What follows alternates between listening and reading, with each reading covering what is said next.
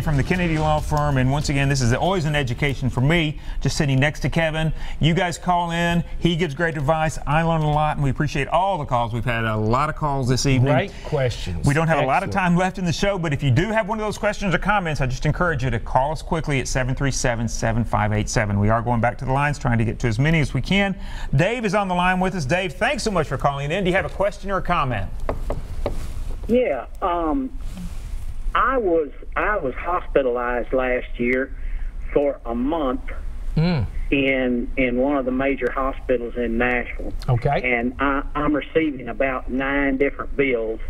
And right now, I'll be 64 in the middle of May, and I'm on Social Security. Yes, sir. And I'm making a good faith effort to pay these bills $25 to $50 a month. Yes, sir. And every once in a while, I'll get a letter stating, you know, that this is going to collections and all that.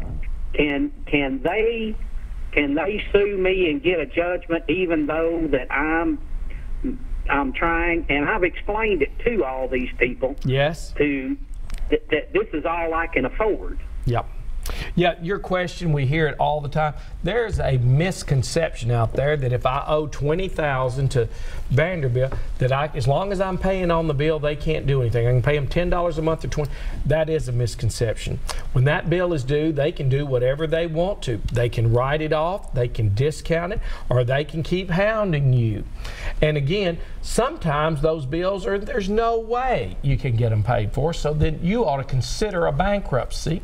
And if you could work that out, file for bankruptcy and wipe those bills out completely, and you wouldn't have to pay the $25 or the $50. You probably have to deal with your bankruptcy fee, but that's certainly an option you ought to talk to a bankruptcy attorney about.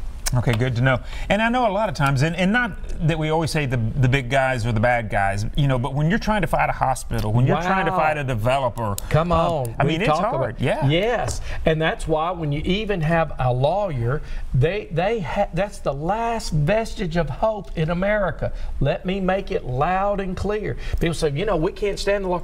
It is between you and the lawyer that stops devastation. Where would we be without an advocate if we were wrongfully charged and someone's going to take all your property? Please stand up, those lawyers. And you know, everybody says, well, we hate lawyers. The truth is, anyone that's ever been through a valley and had a lawyer and they came through the valley, they love their lawyer. Yeah, absolutely. And I've had many lawyers, and I've loved mine. All right, we got about a minute left. We want to try to get to these 2 callers. Julie is on the line with us. Julie, do you have a question or a comment? I do have a question, and I called a little while ago about my house that I purchased. So I am going to go through with this on the line on the disclosure statement in small claims court. Yes, ma'am.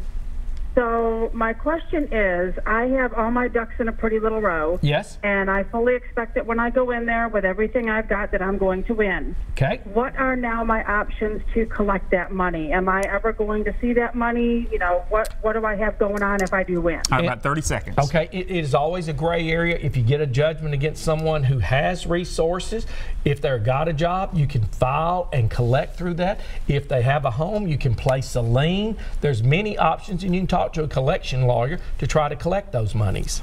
Okay, good to know. Thank you for the call, Julie. We are going to take a break. We'll come back and we'll give you the information on how you can contact the Kennedy Law Firm right after this, so come on back with us.